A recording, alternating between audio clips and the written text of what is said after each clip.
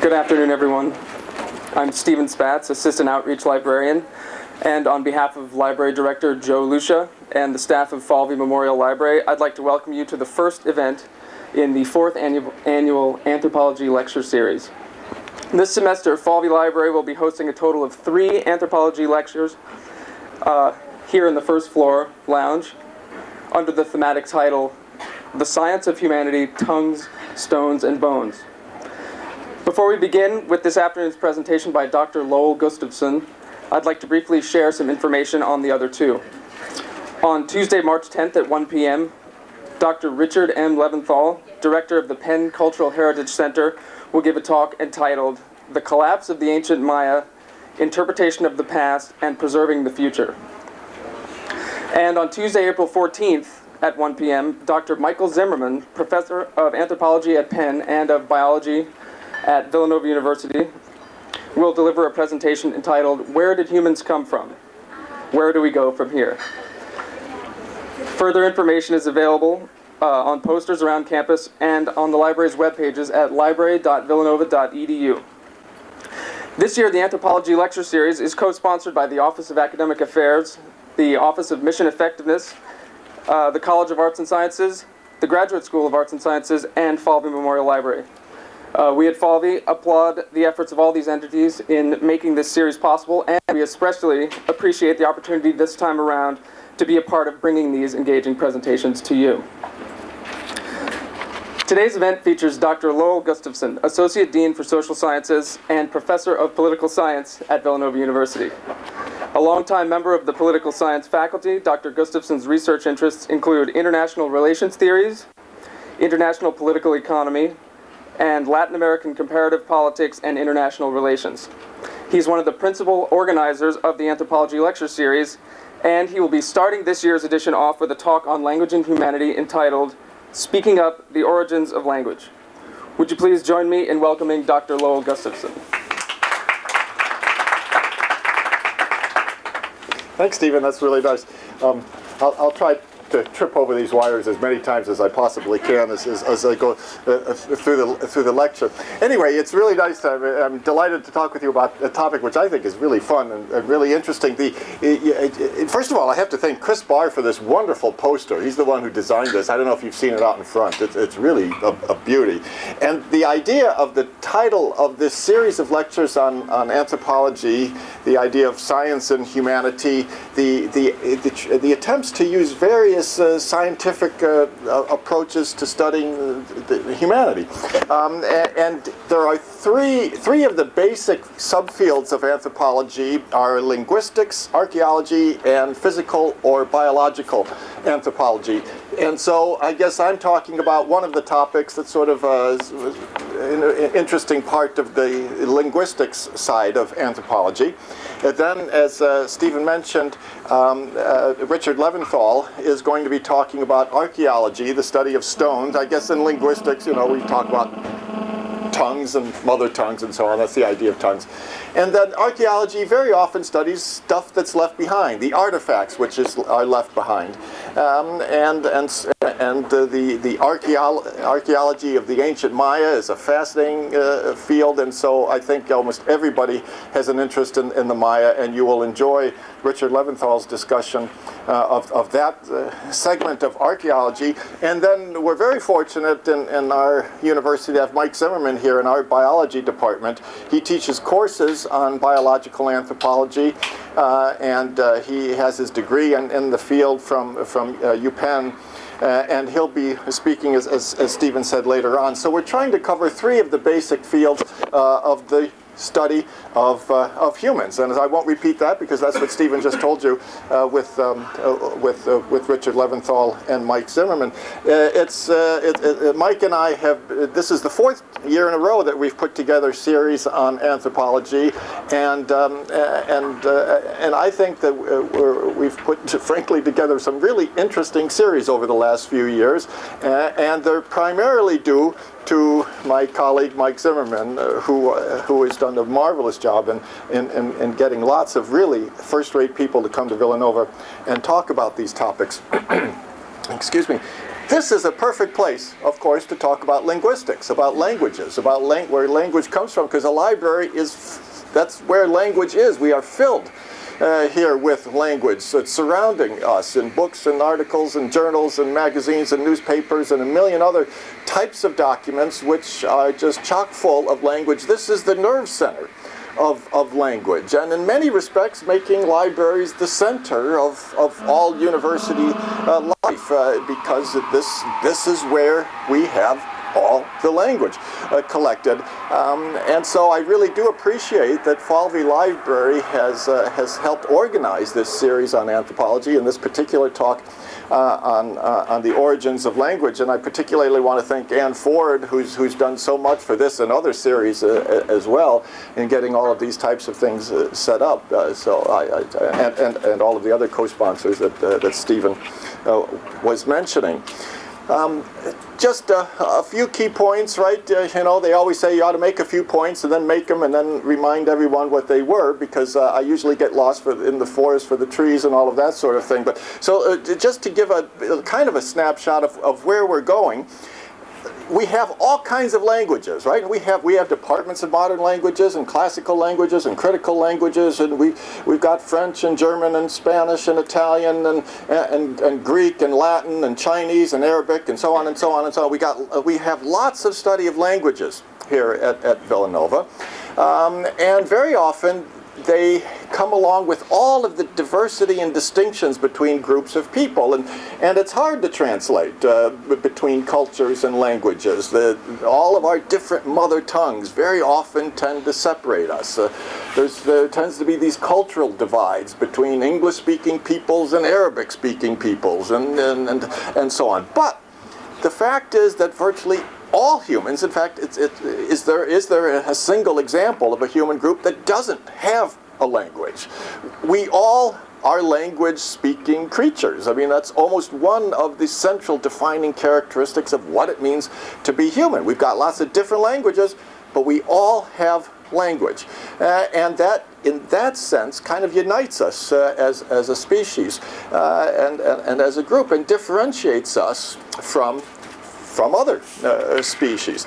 On the other hand, it's not a complete gulf between us and other species, because our language has an evolutionary past that has emerged from the communication systems of our ancestors, and so we are tied in many important ways to other species in our abilities to communicate with each other. We've developed that in our own distinctive ways, but the fact that we have language and we have all of the biological hardware that makes language possible very much ties us to a very long evolutionary past in all kinds of fascinating ways. And in the same way that we have evolved from other types of critters in the past, and that we share a lot in common with them, each of these languages that we speak, each of these different languages, has an evolutionary past, has a history. We all know, anyone who's read Beowulf and Shakespeare knows that English now ain't the same as it was a few hundred years ago. We have evolved. There's constant evolution of language, so much so that after a while it seems like a different language. We have many dialects within language. We have the Romance languages, which very appropriate, I guess, for Valentine's Day, except it has more to do with Roman stuff than being romantic. But Italian and French and Spanish, they hark back to Latin. That's sort of the mother tongue. But Latin didn't just come out of nowhere. Latin seems to have itself have evolved from Indo-European languages. About the end of the 18th century, some people were noticing some remarkable differences, some remarkable similarities between English and the European languages and the languages of India, of Hindi. And people sort of scratched their head and they started piecing these things together and realized, well, they probably came from a language that was spoken in the southern Russian steppes maybe around 6,000 years ago or so. Take a word that we always like around here, religion.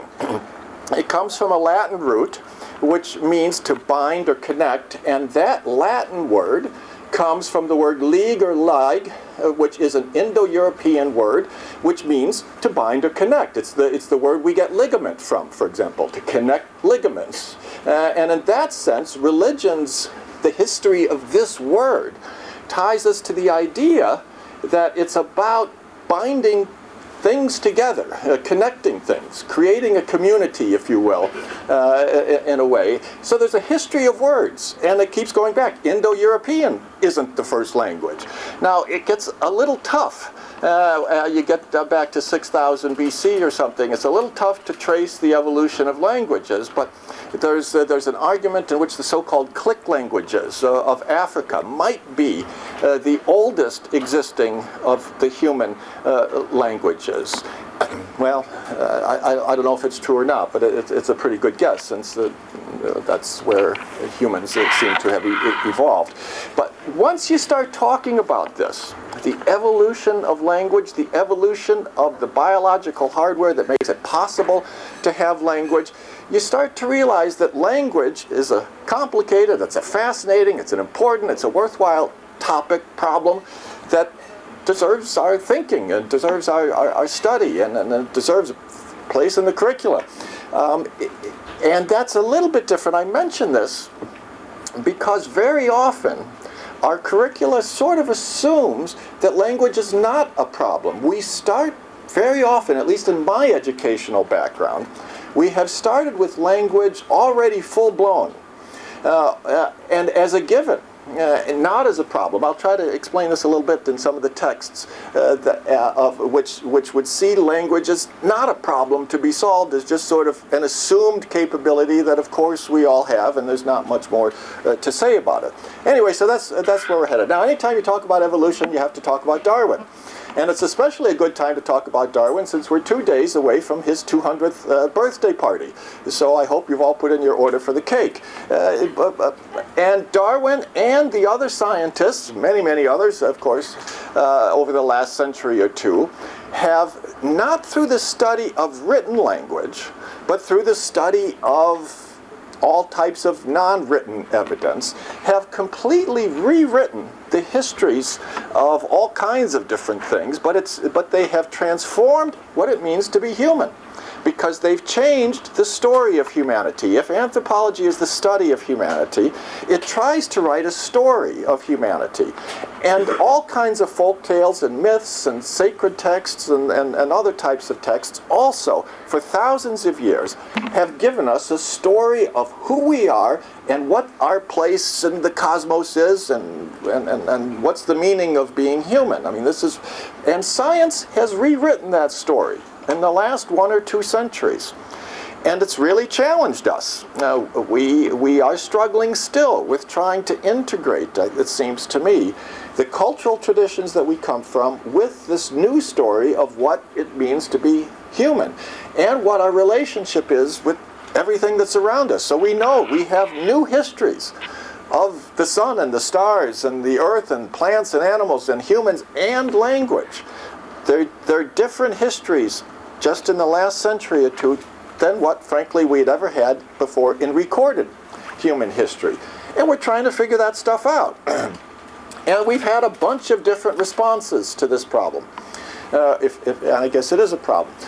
On the kind of the scientific side of the house, and you've noticed even our architecture indicates there's a difference. In our College of Arts and Sciences, we have a building for the arts, the humanities, and we have a building for the sciences, and there's a big gulf.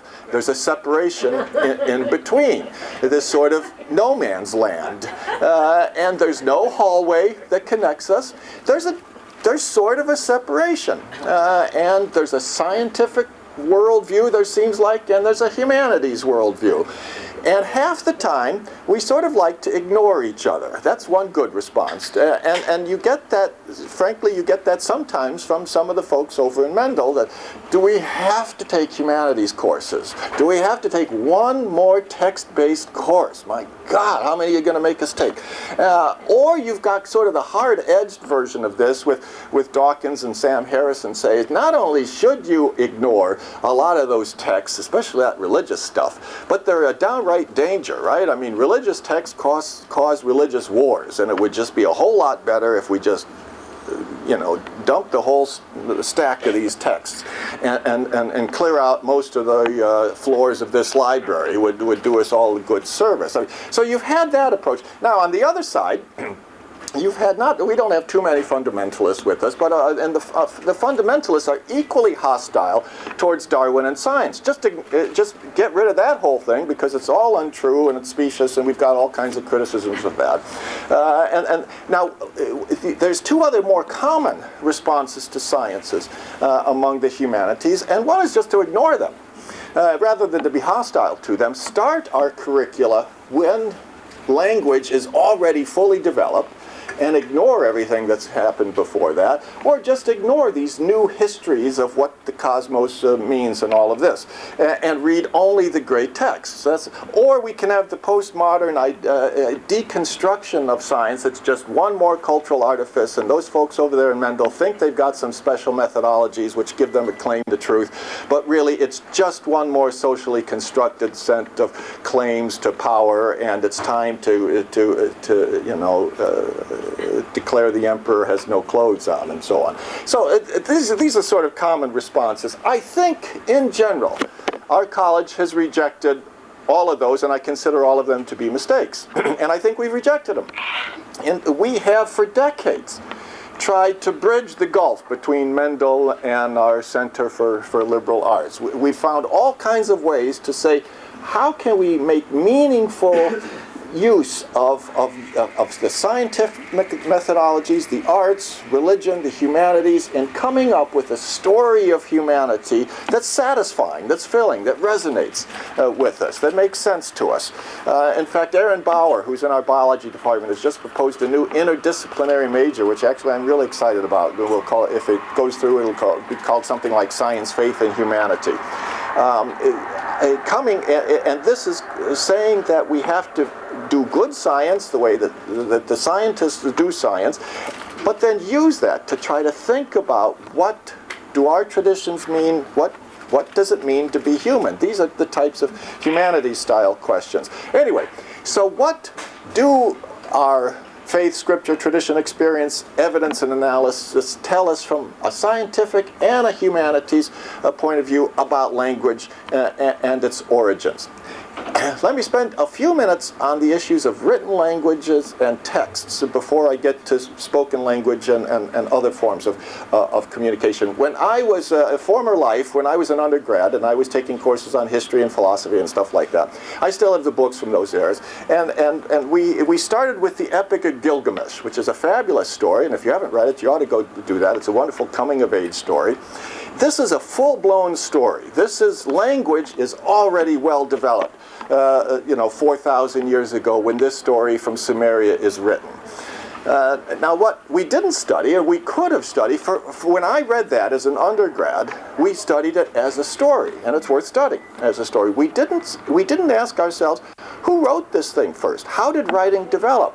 We could have, but we didn't, or at least I didn't in my classes. We could have gone back and said, the ability to write that story has a long history in that part of the world, and 4,000 years ago isn't far back enough. When I was 20 years old, I thought that was plenty far back. But you could have gone back to 9,000 years ago with the first etchings, the first written ways to count, or 6,000 years ago with the development of cuneiform. But writing is a problem. Writing's an interesting problem. There's a history of how we come to write.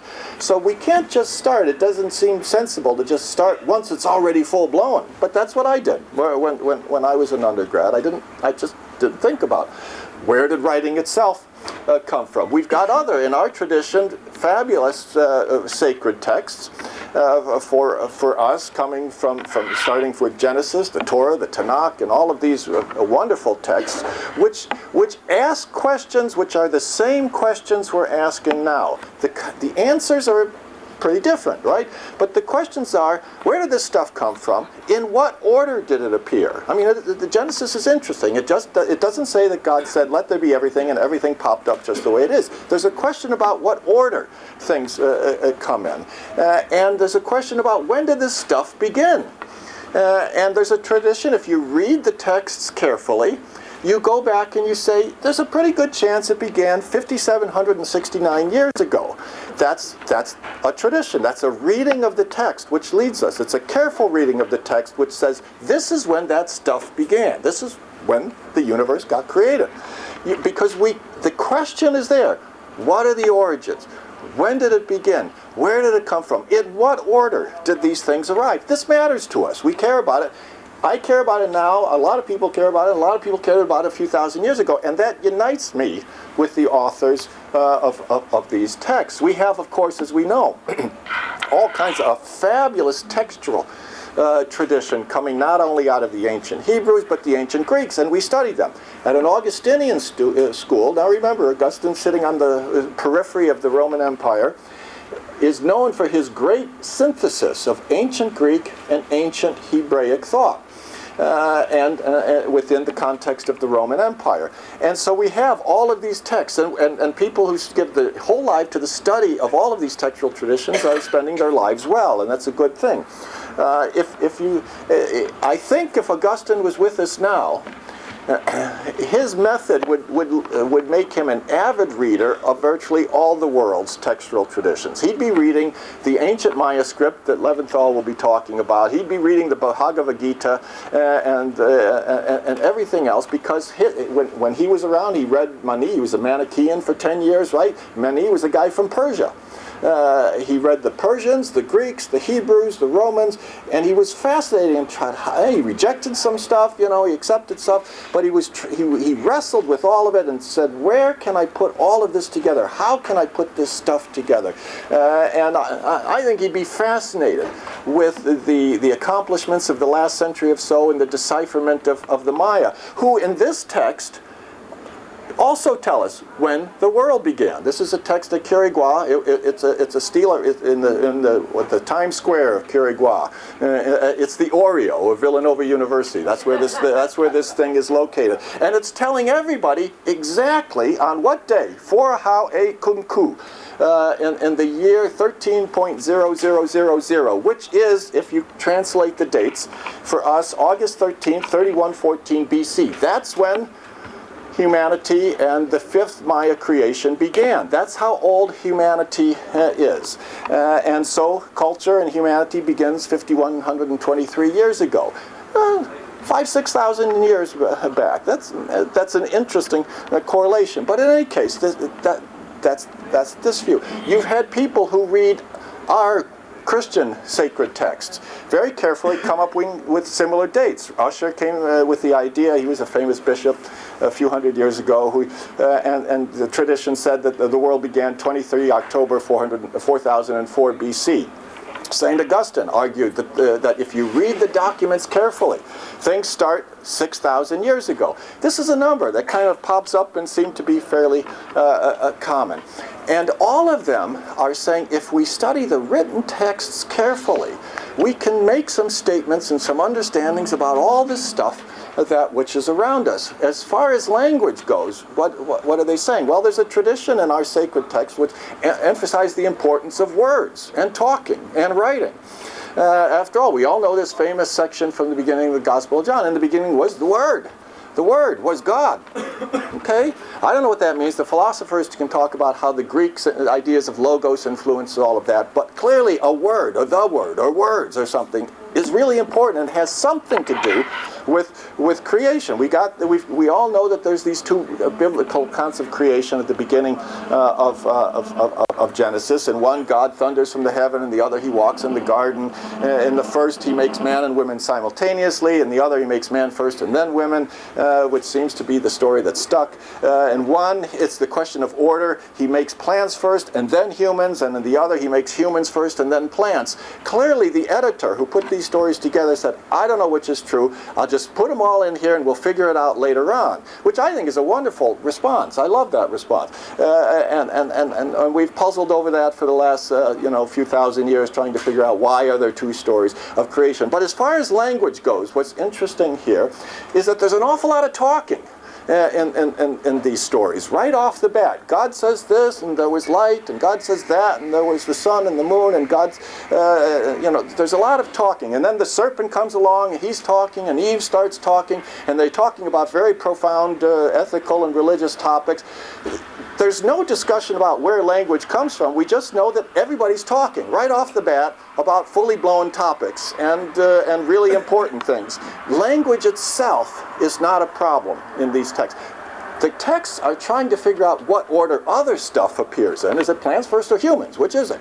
But there's not a discussion, are there verbs first and nouns, or is there syntax? I mean, this is not the type of thing that there were, God said, let there be words. It just doesn't get involved in that sort of thing.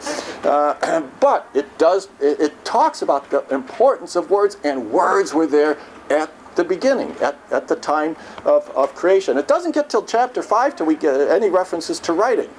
So we're reading a written text, and the written text is about spoken language, about God saying things. It didn't say God wrote and got tenure. It says God said, and there was light. It's not until chapter 5 that we have any references to writing about Adam's line. Writing is not a problem. It's assumed. There's no question about where did writing come from, who discovered it, who developed it, who wrote it, where is it written. It just says it's written. It's just assumed. It's not a problem. Language is just there. All right. But it does talk about spoken language. And of course, our evolutionary account that I think now many have adopted, although if you accept the public opinion polls, apparently still the majority of Americans don't accept evolution. But it seems as though the non-textual evidence seems pretty decisive, right? We have an awful long history and steps of evolution of all kinds of different things, including language. So if you accept that, and I think for our purposes I'm going to, where did language come from? How did it develop? And how do we solve the problem of language? First of all, when did we start speaking? And we don't know. So far, the archaeologists haven't dug up any fossilized words. So that doesn't help us. The archaeological approach just doesn't solve this question. So how are we ever going to figure out? Which is why, in the 19th century, the Paris Society of Linguistics said they will accept no papers and no presentations on this topic. Just don't do it, because it gets us involved in endless and fruitless speculation, and there's no way of making this determination. And in fact, that prohibition stuck. There really wasn't much written on the origins of language for a long time. In the last 10 years or so, all of a sudden, for some reason, there's an explosion. There's all kinds of books and articles on this topic now, although it's been of interest for a long time. In fact, Jean-Jacques Rousseau, the famous French philosopher from the 18th century, he wrote on the origins of language and gave his speculation, which is actually not a bad set of speculations on that, but it was put aside. But in the basic idea is now, I think it's pretty well accepted, that we were speaking as a species for tens of thousands of years before anybody started writing anything. So it's a good thing that God spoke and didn't write, because nobody was writing way back then, apparently.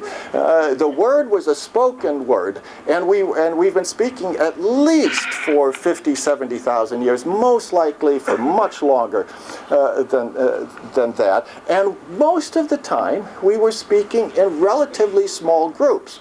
Instead of standing around the PowerPoint podium, it was maybe around a campfire or something like that, but we tended to speak in small groups, which is why I think our traditional educational system is going to be around for a long time. We like not just to go up to the second floor stacks and sit by ourselves and read books.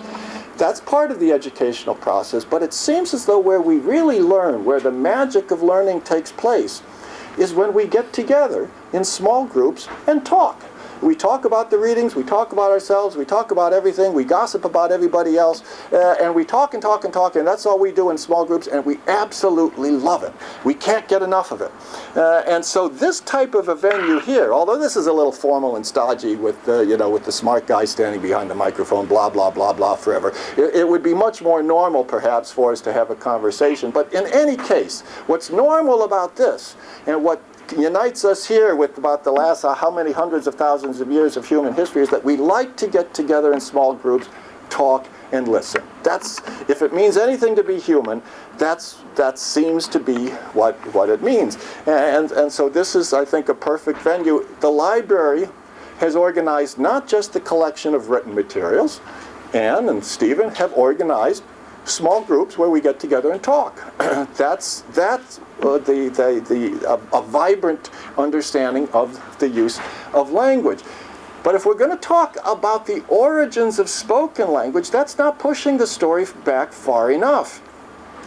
Because the story, if language is about communication, and about communication in groups, which it seems to be, right?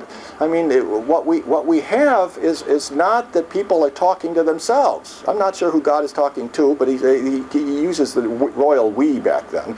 But there's always talking with each other. It's a social activity from the beginning. And we want to communicate with others. This is a profound, I think, biological need. This is who we are. We want to communicate. We want to connect with each other through communication. And we have all types of pre-oral, pre-written communication. This is what Rousseau argued, by the way, in the 18th century. He said language begins not with speaking, certainly not with writing, but with gestures, our hands. And this gets to the question of what order do things appear in biologically? Does our larynx, does our very incredible facile tongue develop before our hands or not? If the hands have developed first, and it seems as though that's the case, then we start off perhaps being able to use our hands to gesture to each other. And think of all the gestures. I love this picture of the outstretched hand. And I thought of this picture as soon as Obama made that phrase in his speech. How many people were thinking about apes listening to Obama? But remember that thing. We will offer an outstretched hand to those who don't clench their fist. That's a very powerful phrase.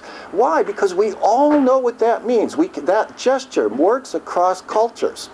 And the Iranians understand that. The home of Mani understands that just as well as the civilizational home of Augustine. It crosses cultures and spoken divides very nicely. If I go like that, you kind of have an idea of what it means, and it's different from if I go like this, right? So the gestures seem to have a long history. Now, I don't know exactly what this guy is trying to say here, but he wants something from somebody. I mean, he's not just off by himself. Clearly, you want to know what's going on over here. And we don't know from the picture. But we know that in all kinds of ways. First of all, obviously, the arm's pointing right at it. That means we have to have shared attention. This guy's communicating with somebody. He wants something from somebody. And he's looking right at him.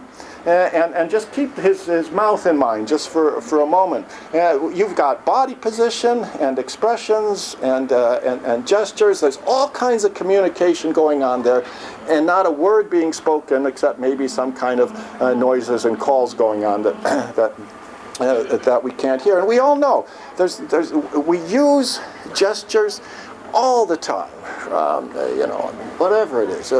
We're doing this constantly, and we accentuate our language, right? I mean, you tie my hands behind my back, and it's really hard to talk. I also like to wander around when I talk, but I'm going to trip if I do, so I'm not going to. But we do this. We just have to do this stuff with our hands when we talk, and maybe that's a holdover. But in any case, this idea that there's other species who are communicating. Clearly, they're communicating. They're communicating with each other, and they're finding ways of communication that have nothing to do with grammar and nouns and verbs. Now, one of the usual evolutionary rules, and I really hesitate talking about evolution at all in front of a fellow who teaches the course on it, because I barely understand this stuff. But I think one of the ideas that things don't just happen in big quantum leaps. I mean, we have a common ancestor with the chimpanzee. It's not like Mama chimpanzee has one massive mutation and out pops a human, right? I mean, there's a million little mutations along the way over long periods of time, and somehow one sort of makes use of the other and builds on the other, and over time, chimpanzees and us look fairly different. But it's a long accumulated process. And they build. There's a history of everything, and a long history of everything, and a history of your eyes and your ears and your larynx and your tongue. I mean, each one of these things comes out of a long process of development, and it's fascinating. How come we got this stuff? How did we get this stuff? And what comes before what? So we have written language. We have spoken language before that. We have gestural communication before that. Now, do we have stuff maybe before communication, before intentional communication? Maybe are there ways that I can infer something from behaviors and what I'm seeing that others aren't intending to signal to me? And obviously we do this animals do this all the time, and we know that they do. Animals are forever carefully observing what's going on around them. The stakes are high. Is what the leopard is doing meaning he's going to eat me as a gazelle, or is he not going to chase me? That's something inquiring minds want to know, if you're a gazelle. And if I'm hungry, I want to know, is this animal acting in such a way that I can sneak up on him and eat him, or is he going to be able to run away? I mean, you want to know this. You know, is this female interested in mating, or is she not terribly interested in mating? That's an interesting question. So there's a lot of things I want to know, and I'm looking, and I'm trying to figure it out. What are they doing? I'm looking at how they're walking or stepping, what their grunts mean, what their howls, what their facial expressions mean, and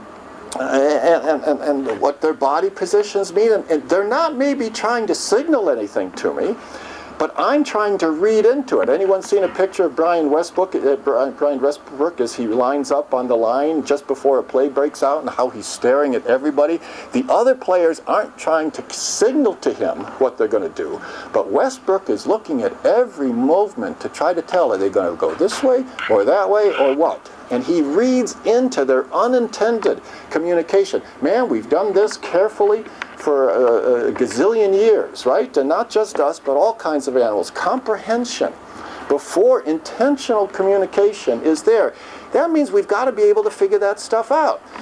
Now, we know that animals do this. Anybody who's had a bird feeder and watches squirrels try to figure out how to get into it knows that darn thing is thinking like crazy, and usually solves the problem. Very rarely you can outsmart those guys. And of course, any of us who have seen Jurassic Park knows how smart those darn velociraptors are. You know, these other critters are smart. Or a lot of them are smart, and they figure a lot of stuff out, and they're watching us, and they're watching each other, and they're making interpretations. Their cognitive abilities are pretty sophisticated. And then maybe you have an evolution of expressions and gestures, and the movement from unintended communication and comprehension by others to intended communication. Think of the famous silent bared teeth. SBT. How come academics love those alphabet soup stuff? But anthropologists really get off on SBT. But it's kind of neat, isn't it? I mean, think of how many silent bared teeth expressions there are out there in nature. Start with wolves, right? Now, maybe it starts off as a purely functional thing. I want to retract my lips before I bite you, because I don't want to bite my lip. I just want to bite you. And so I've learned that if I don't retract my teeth, it can hurt. So, okay, maybe there's just I'm not trying to communicate anything. I don't want anybody to read into it. I just want to not bite my lip. And maybe that's where that starts. Other animals are watching me because they don't like getting bit. And so they want to know what behaviors are out there that could end up with me with somebody's teeth in my leg. So that's a matter that's of interest to me. So they learned that if that wolf retracts his lip, it's time to get out of the way, and you better start running. The wolf is not intentionally communicating that. He's just behaving out of his own desires or needs. Now, maybe wolves learn that, hey, this is interesting. Other animals run away from me if all I do is this. How easy is that? Right? We had an Irish setter. Just the loveliest dog in the world. She wouldn't bite anything to save her soul and never did. But when she got irritated, that's what she did. She retracted her lips. She never intended to bite. But she was trying to tell us, I'm bugged. Will you get off of my case or something like this? Right? I mean, it had a long pedigree, that expression. And we've moved then. I mean, it looks as though maybe wolves have learned from unintended communication to intended communication, where they're trying to scare some of these pesky other animals away. You've got all kinds of other silent bared teeth. You've got chimpanzees. Remember that guy who was outstretching his hand? Did you notice his mouth? Boy, he had his teeth out there in full view, right? Now, it was sort of an aggressive outreach. I mean, this wasn't just a can we talk sort of expression. This was sort of an aggressive outstretched hand. I don't know if he was threatening to bite or what he was doing there. But it doesn't seem as though it was restricted to protecting the lips if you're going to bite. They seem to use it to indicate submissiveness, to repair disrupted social relations. Chimpanzees, very social creatures, and they always break down. They're always fighting with each other. They're kind of unlikable critters sometimes. At least Franz de Waal loves to contrast the bonobos, which are always, making love and not war, and the chimpanzees who are always doing nasty things to each other. But they are very social, and after they have this breakdown in social relations, they seem to have ways of restoring their tribe, their kinship group, their community, whatever you want to call it. And the silent bared teeth thing is one of the expressions which goes along with that. Think of our silent bared teeth expressions. Now it becomes infinitely more complicated once we get going with our smiles. But why do we do this? It's funny. We bare our teeth. I mean, why do we do that? It's a long history of this expression, and we're signaling, we're communicating all kinds of stuff to each other with that. We might be expressing happiness, or humor, or joy, putting others at ease. It's just a social thing. You smile when you greet people, and that's a nice thing to do. Sometimes it's showing deference. Other times it's showing dominance, right? If I did trip over the cords, it's always funny. It's the most common comedy shtick there is for somebody to trip. It's funny. You bare your teeth when somebody else trips. I don't know why, but we do it. So we've had a history of this expression, and it becomes extraordinarily complicated, and we signal intentionally and sometimes unintentionally. I mean, think of all those ghastly pictures you've taken of people. You tell them to smile, and then you get it, and then I smile like this. Right? I mean, it's really hard to smile naturally if you're not really happy about something. Smiling on command doesn't work. I mean, the expressions seem to be almost involuntary, that I'm not necessarily trying to communicate anything to do. It's simply one of those things I do when I feel a certain way, and so we're always reading each other's expressions. My students are telling me how fabulous my lectures are, but they're sitting like this in the back of the room. That tells me something, right? So how do we understand what others are really saying? What's between the lines? Well, look at them. That's one way to try to figure out. So, and we make these interpretations all the time. Well, in any case, if we are going to communicate, if we're going to comprehend what it means that others are gesturing and expressing and vocalizing in some ways, we have to have the cognitive capabilities to do that. If we're going to start intentionally expressing things to others and trying to communicate with them, that means I need voluntary control in all kinds of ways over my hands. I need very fine hand gestures. I need to be able to have voluntary control, perhaps to a degree, over my facial gestures, my auditory abilities. I've got to have all of this larynx stuff developed. And other critters don't have this. I mean, you can teach apes until you're blue in the face, and they're simply not going to be able to talk the way you do. They don't have the tongue and the larynx which is going to permit them to do that. They don't have the hardware to sit up and give a lecture. And that's why you were wishing I was an ape. But the apes do have all kinds of ways which they use to communicate. They make all kinds of different sounds. Their auditory systems are very acute. They clearly perceive and understand the sounds and actions made by others in their group and outside species. They are an extraordinarily communicative species, but they don't seem to have language the way that we understand language in any case. This is maybe one way. This is sort of a comparative approach to the study of a past that we can't get to ourselves, because we have a pretty good idea of just how far back our common ancestor was, say 12, 13 million years ago. We didn't descend from the apes, but we descended from a common ancestor about that far back. So if this guy can hear and we can hear, you know, we have a fairly good sense that our common ancestor could too. If he's vocalizing and we're vocalizing maybe a little bit differently, we've got an idea our common ancestor maybe can do that. We try to make some comparisons and say, okay, this is what was going on 13 million years ago, or there's a chance of this was going on at that time. And then, of course, we still want to ask, why? Is there so much communication going on across so many animal species? And there's lots of reasons for this, whether to eat or be eaten or so on. But we have lots of different species which are extraordinarily social creatures. We have flocks of birds and herds of gazelles and schools of fish and human societies.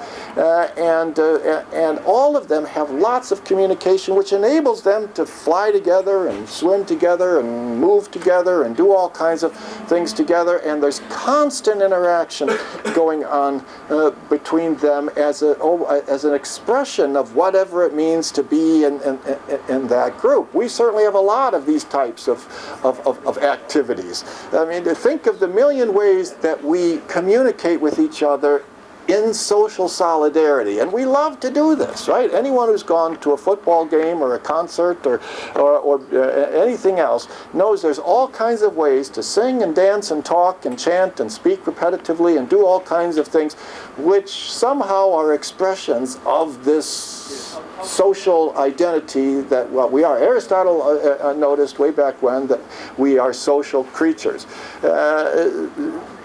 That was hardly a brand new occurrence just a couple of thousand years ago.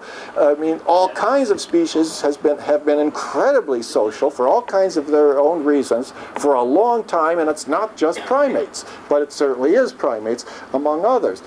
Now clearly our communication in different species is very different, but a lot of it is based on this constant interest in what each other is doing for all kinds of different purposes. A little closer to home than birds are the other primates, who are forever thinking about each other and observing each other and interpreting what each other is doing. They're forever, they know exactly what their kinship relationships are. They know who owns, Franz de Waal, I think he's a wonderful author. He's got a great book called Chimpanzee Politics. It's one of my most favorite reads of the last few years. It's really a fun a book on all of the political maneuvering that's going on with a group of chimpanzees and the struggle for power. Any political scientist gets excited about this, right? And where everybody stands in the pecking order. By the way, if anyone's hoping for equality in the animal world, I haven't found a whole lot of it. Boy, do they love social hierarchies in these primate groups. But in any case, they want to know, where do we stand? What's my relationship to this? Who owes me what? Who needs to help me in this alliance? How are we going to knock off that top male if we can possibly do it? I mean, it's full of palace intrigue. It's really a great, very entertaining book if you want to do that. But what you've got going among these critters here is a very close non-language-based thought processing going on, and it's about social relations within the group. And they are tirelessly interested in what each other is doing. And then they always get into fights about it. But then they somehow seem to work out a deal. And they're talking to each other. It seems like they're chattering away all the time. The baboons have at least 22 different calls. The vervet monkeys, they're famous for having specific calls for different predators, right? And so if you see an eagle, you make one call, and if you see a snake, you make another one, and if you see one of the big cats, you make another one, and everybody else responds appropriately. If you hear the call that means eagle, you look up in the sky. You better look up in the sky or he's going to eat you. Or the same thing, for the snakes, you look down. For the big cats, you look around, and they're running around in the trees, and they're ready to get you. So there's a communication. Now, is it intentional communication?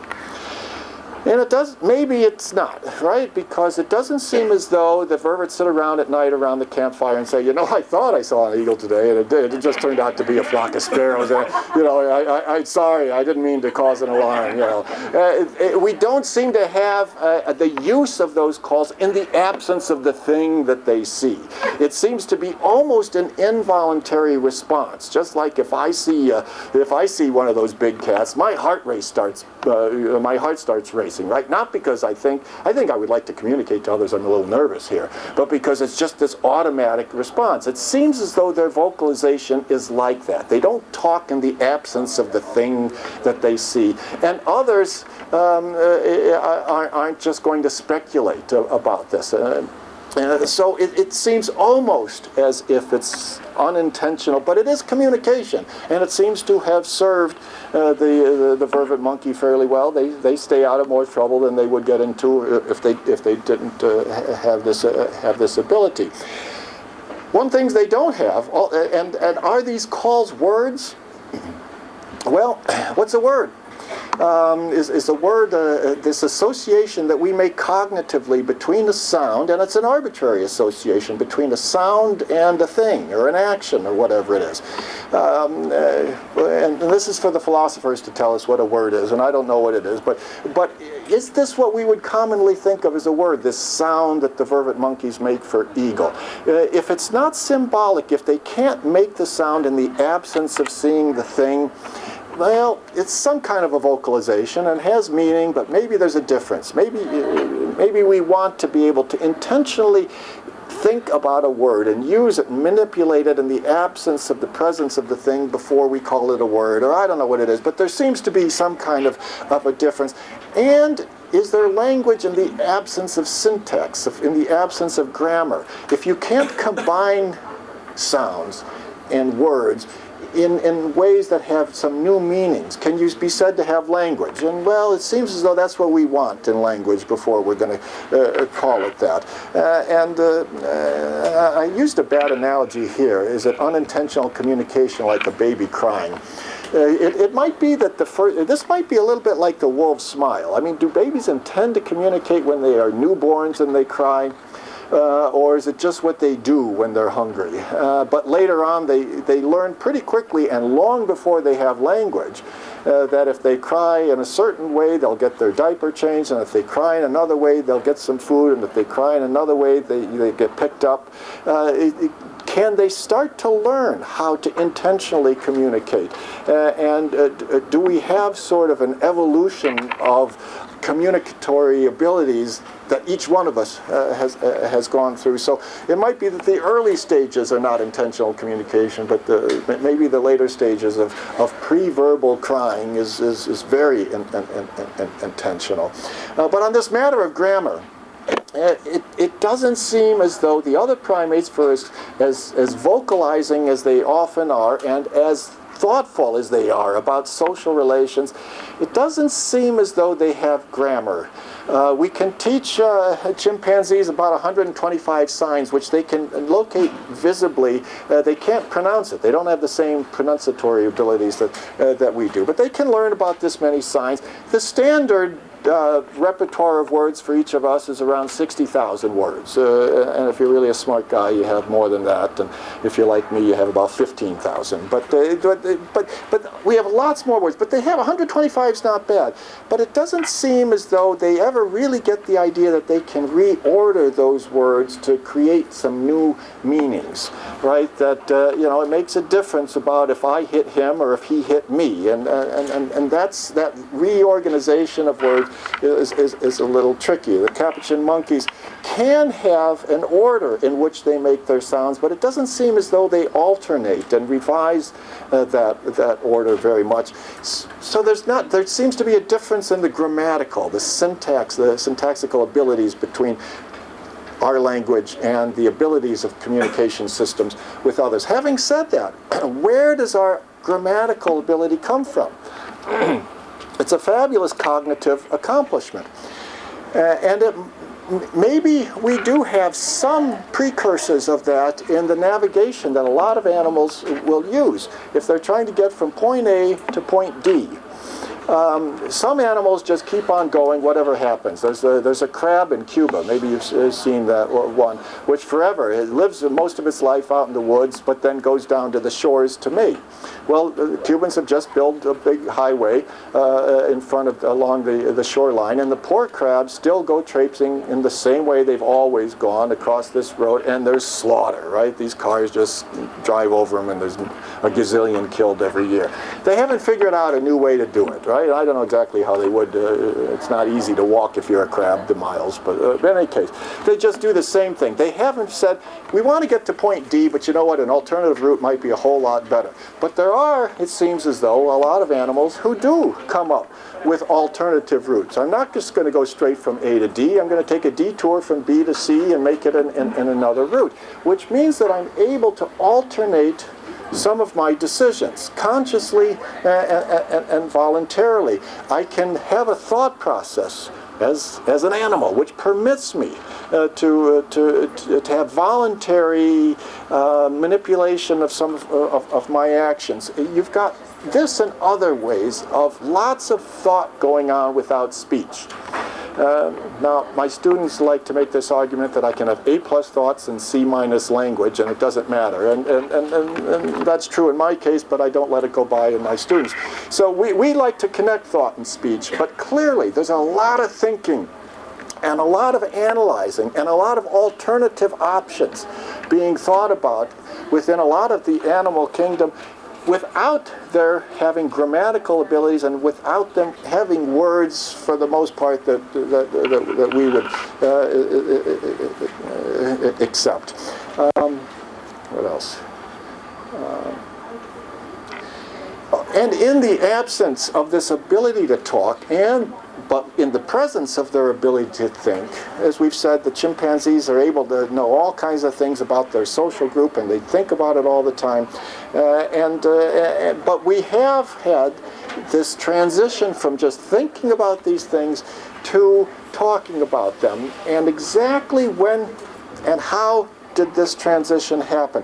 I mean, we know that we have this common ancestor with the chimpanzee and bonobos about 8 million years ago, with the gorillas and the orangutans maybe 13 million years ago, and then all kinds of other critters behind here. We've got lots of communication going on among all kinds of species long before we get to language. We are connected in profound ways, in all kinds of ways. We are much more connected than we are separated from a lot of what's gone on with our ancestors. But there does seem to be a change. We don't quite accept that these other animals, they have their communication, but they don't have language. Now, that doesn't mean that they're inferior. There's lots of things that we don't have that they do. But this seems to be something that we have and they don't. And so we're interested in that. It distinguishes us. Now, when did we, the critters who look like us, start talking? If that's so important to being human, when did we become human? When did we start talking? And of course, the chimpanzees on a timeline, they're down here somewhere. 8 million years ago is down here. This is only maybe 4 or 5 million years ago. This is us here. This is us, Homo sapiens. We've been around. If you put a T-shirt on one of these critters from 100,000 years ago and put them on the New York subway, nobody would think about it. They would look pretty much like you or I. You put a T-shirt on this guy here, and he's going to attract attention. He doesn't look like us. He's got a brain about a quarter of our size. He's really hairy. He's smaller and maybe 3-4 feet high. I mean, but these are our ancestors. These are all of the intermediate steps, and we're not quite sure who's who in all regards. between our last common ancestor of the chimpanzees, we didn't evolve from the chimpanzee, we had a common ancestor, and all of these guys, they're all extinct.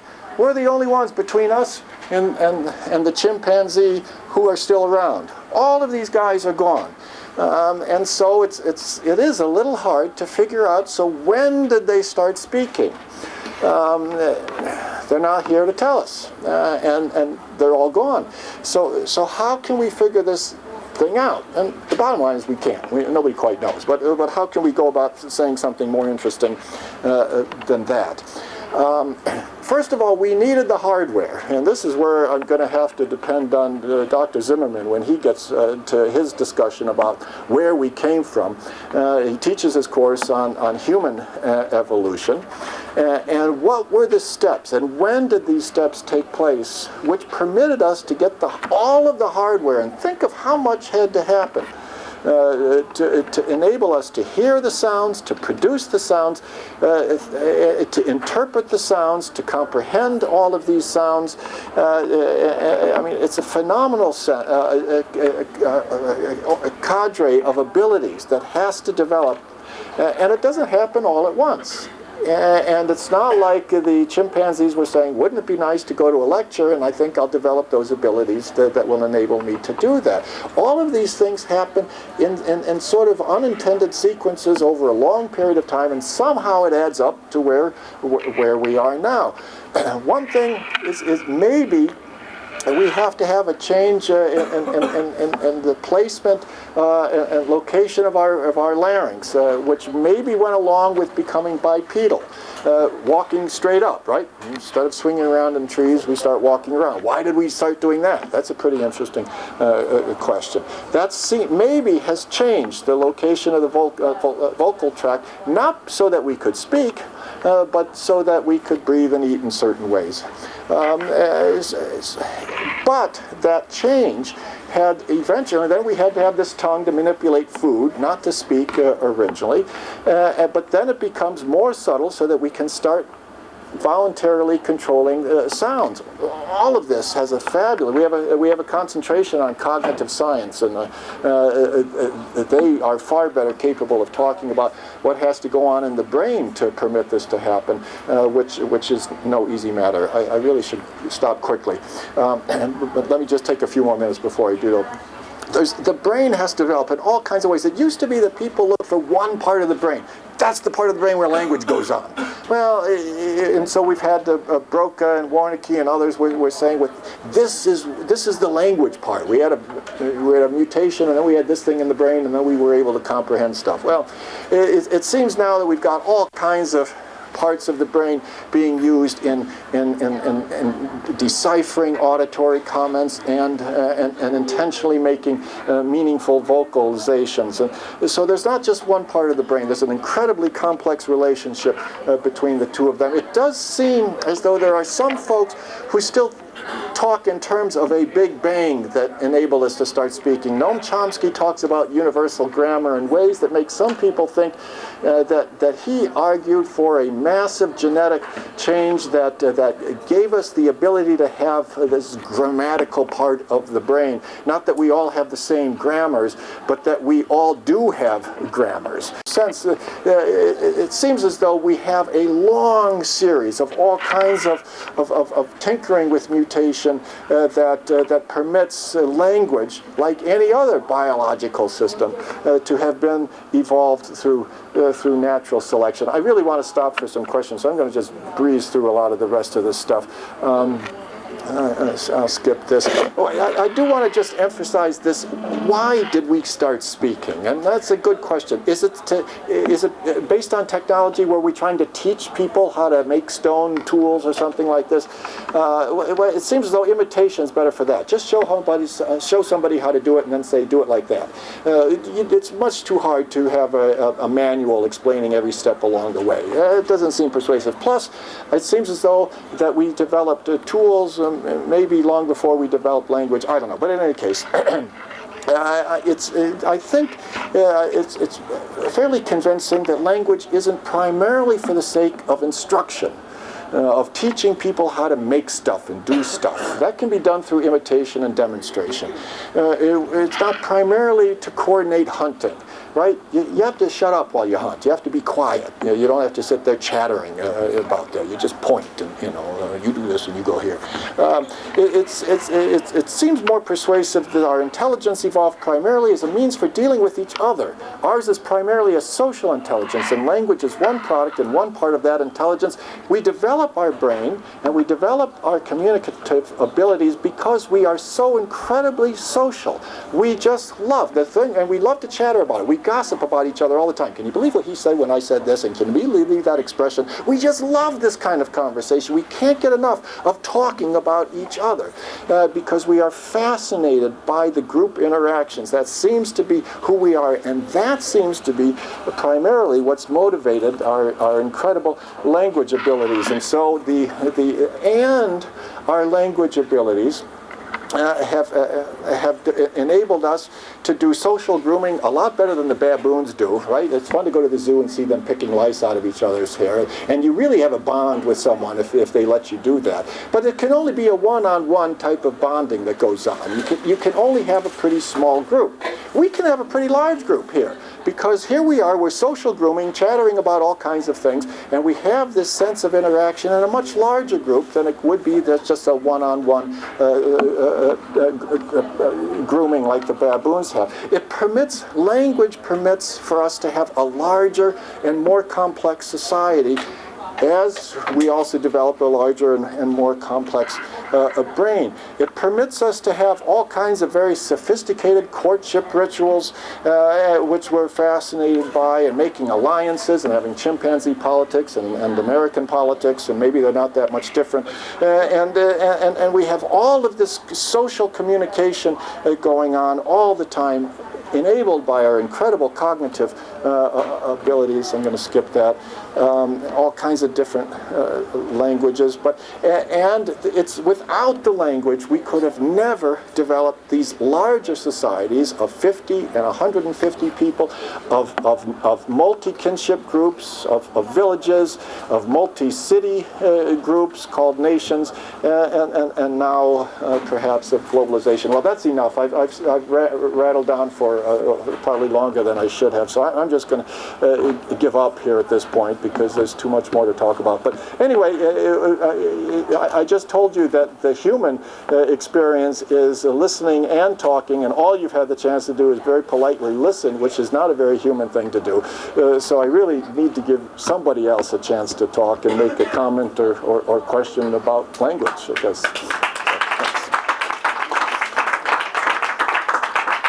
But I can't let you leave yet, because there's still more things to be said. So what's your... Yeah. A few things. Thanks, Lowell, for a marvelous talk. Just a couple of quick points. Number one, you talked about the bird feeder thing.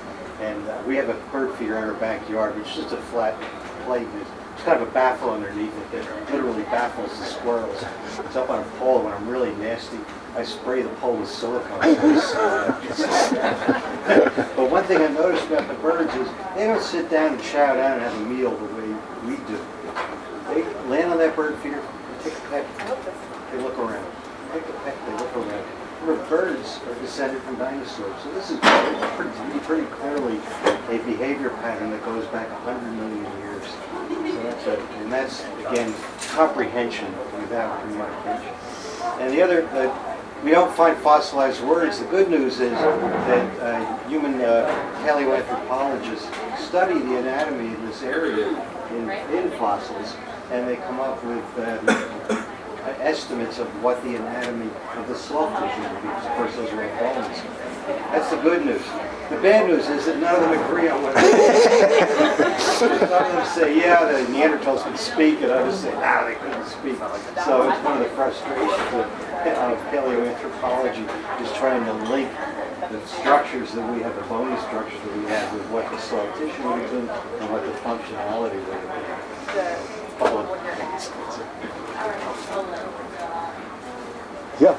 I was struck by the idea that,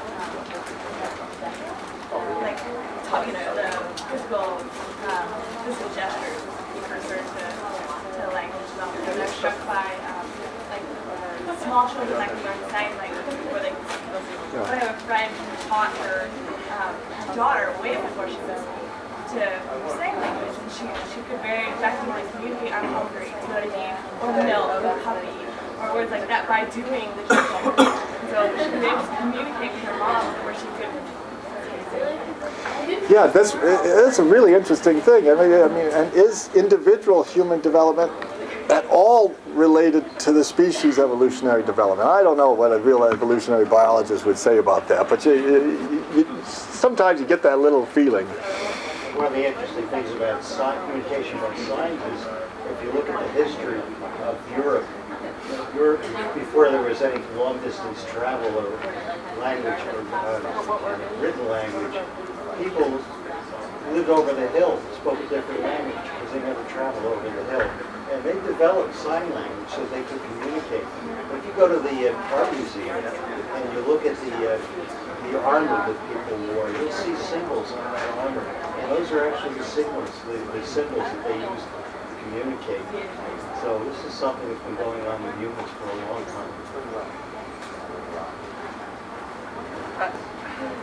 I'm still a little confused as to why language has to be solely human. And I think part of that can be kind of a human-based bias in terms of how we view language. Like I study a bird in the youth pen that's a mimic, and it has a vocal repertoire of probably hundreds, if not thousands, of different songs. And I couldn't begin to tell you what 10% of those mean, but I think that our idea of what language is definitely constraining our idea of language.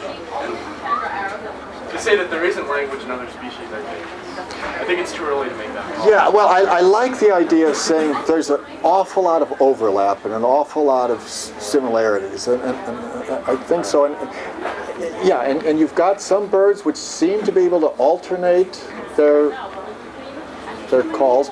It seems as though some dolphins have names for each other, and that whales will be able to communicate intentionally, vocally, over great distances. So, yeah, the dividing line is really a Venn diagram more than any kind of a gulf. So, yeah, I would be happy to hear an argument for the language of birds or other species. I hope it. Speaking of birds, if you get up very early in the morning and you listen, you'll hear one bird talking, and then all of a sudden every other bird seems to be talking to each other. Now, I don't know whether those are words or not, but I don't speak to them. But it seems like the first bird saying, "Listen, guys, here's the plan for the day. You know, you guys go out and look for seeds. You guys go out and do this." But it seems like there's a one leader type bird, and then all the other birds seem to then communicate with each other.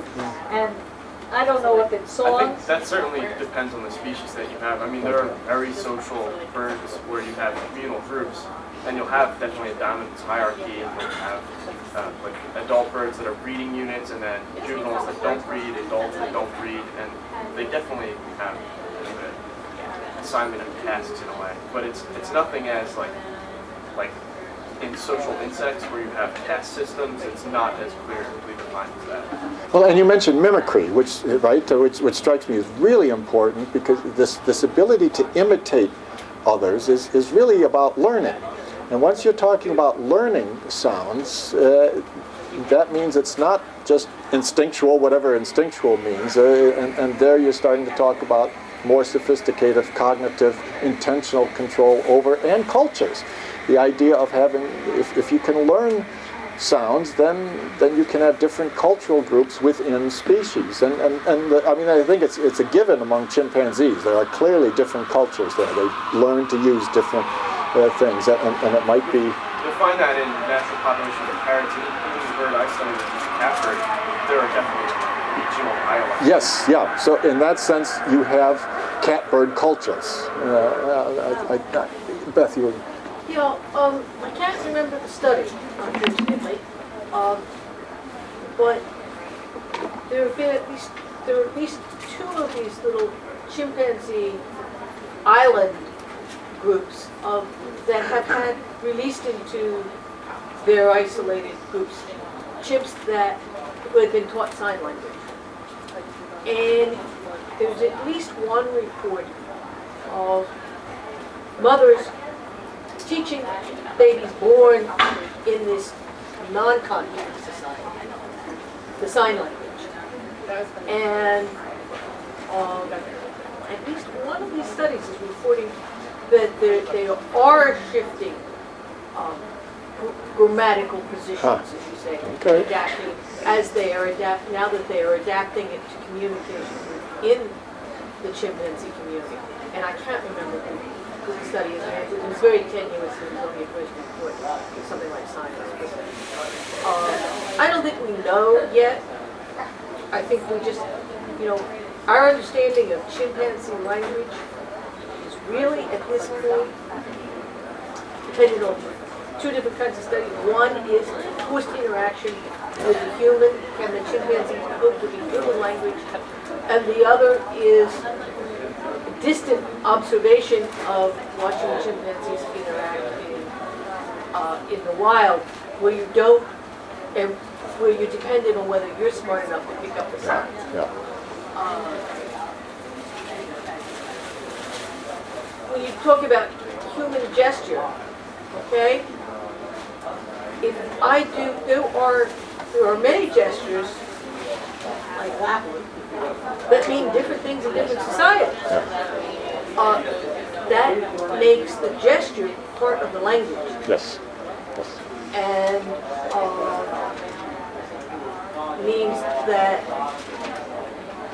our concept of grammar may be insufficient.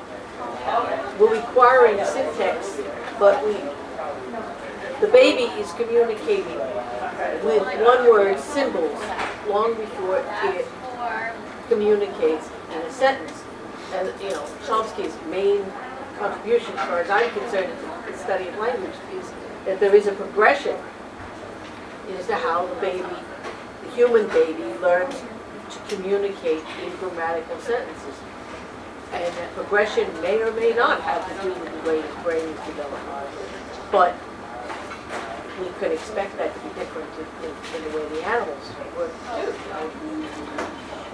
I do think we have been too limited in our definition. Yeah. Well, and I like that idea of gestures, of adding it as an element of the word or of the phrase. I mean, when Richard Leventhal comes here, one of the fun things about the Maya language is that it's a combination of logographs, of picture words, and of syllables. And again, the difficulty of interpreting languages. When Bishop de Landa went to the Maya, he asked them for their alphabet. And the guy Maya was not quite sure what he meant, but he said, give me what an A is. And the guy did as best as he could. He said, now tell me what B is, and tell me what C is. And he wrote down an alphabet, which we have. It's in our library, in Bishop de Landa's Relations of the Yucatan. And they had syllables. It's a syllabic language. And so the guy was giving him syllables as best as he could. He had no idea what a letter would mean, and the words are, when they're written, are combinations of the logographs with a prefix or a suffix, which would then indicate what that word would really mean. The same logograph could have very different meanings, given what syllables were attached to the beginning or the end of it. And I like that same idea with gestures, because clearly words mean very different things depending on the expressions and the gestures that go along with them. You can't understand the one without the other. Yeah, that happens in cuneiform too. And my cuneiform specialty is Hittite. Hittite inherits cuneiform. In the Indo-European language inherits cuneiform, which was originally Sumerian and then Akkadian, a Semitic language. And it's using both of the previous language and symbols as logograms and syllabic meanings. But it had a definite hierarchy about which symbol you used. If you used the Sumerigram king, even though you stuck the Hittite syllables around it, you were talking about the great king. If you used the Akkadian for king, you were talking about any little piss pot of a king. So the way the language was written was now layered much more hierarchically, as you might say, without changing the grammar at all. Well, I think I'm going to interpret the movement as voting with your feet. And I think that maybe we've come to an end. Thank you very much. This is really nice.